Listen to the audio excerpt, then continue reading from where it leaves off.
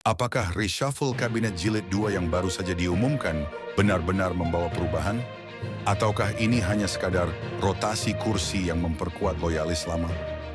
Pertanyaan ini ramai bergema di publik, terutama setelah nama-nama seperti Erick Thohir dan M. Kodari ternyata bukan didepak, melainkan justru dipertahankan, bahkan diberi jabatan baru.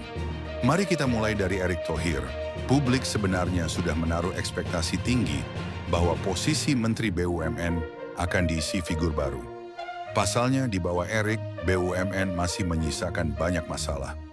Utang yang membengkak, korupsi di BUMN, banyak BUMN yang merugi, kontroversi dalam sejumlah proyek besar, hingga sorotan atas kinerja yang dinilai tidak optimal. Namun, apa yang terjadi? Erick Thohir memang dilepas dari kursi Menteri BUMN, tapi bukan berarti keluar dari lingkar kekuasaan. Ia hanya dipindahkan menjadi Menteri Pemuda dan Olahraga.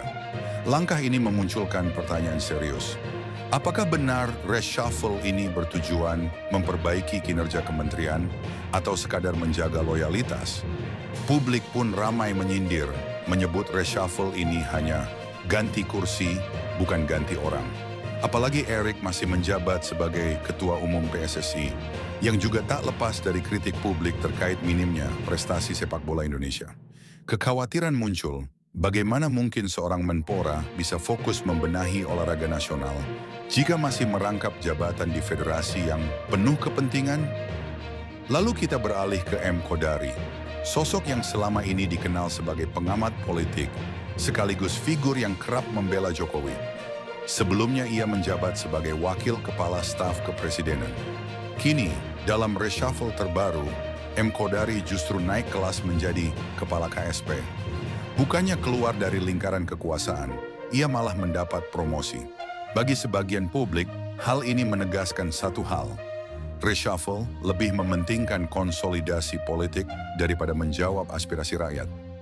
Kritik pun mengalir deras di media sosial. Ada yang menulis, yang gagal dipertahankan, yang kontroversial dipromosikan. Ada pula komentar sarkastis, reshuffle rasa recycling. Istilah itu langsung viral, menggambarkan kekecewaan publik yang menganggap wajah kabinet hanya diputar-putar tanpa ada penyegaran nyata. Pertanyaan terbesar yang muncul, mengapa figur-figur yang jelas-jelas dekat dengan Jokowi tetap dipertahankan? Padahal banyak pihak berharap Presiden Prabowo benar-benar menampilkan ciri kepemimpinannya sendiri, bukan sekadar melanjutkan bayangan pendahulunya.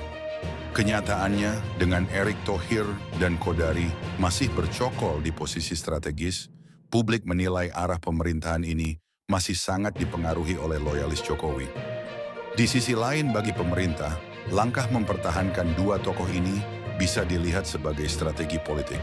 Erick Thohir dianggap punya jaringan kuat, baik di dunia bisnis maupun olahraga, yang bisa dimanfaatkan untuk kepentingan pemerintah.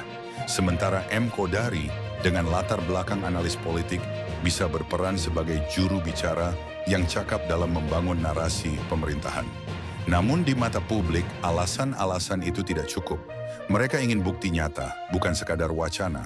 Dampaknya, kepercayaan publik pada reshuffle kali ini justru menurun. Alih-alih menimbulkan optimisme, yang muncul adalah kekecewaan dan sinisme. Publik melihat reshuffle hanya formalitas, jauh dari janji perubahan besar yang selama ini didengungkan. Lalu bagaimana nasib bangsa jika kabinet diisi dengan wajah-wajah lama yang sudah dipertanyakan rekam jejaknya? Apakah perubahan yang dijanjikan benar-benar akan terwujud, atau justru kita hanya menyaksikan kelanjutan pola lama dengan pemain yang sama? Nah, bagaimana menurut kalian? Apakah reshuffle ini sebuah langkah cerdas menjaga stabilitas atau justru bukti bahwa pemerintah tidak berani lepas dari bayang-bayang Jokowi? Tulis pendapat kalian di kolom komentar. Jangan lupa like, share, dan subscribe agar channel ini bisa terus mengulas isu-isu politik secara kritis dan tajam untuk Indonesia menjadi lebih baik.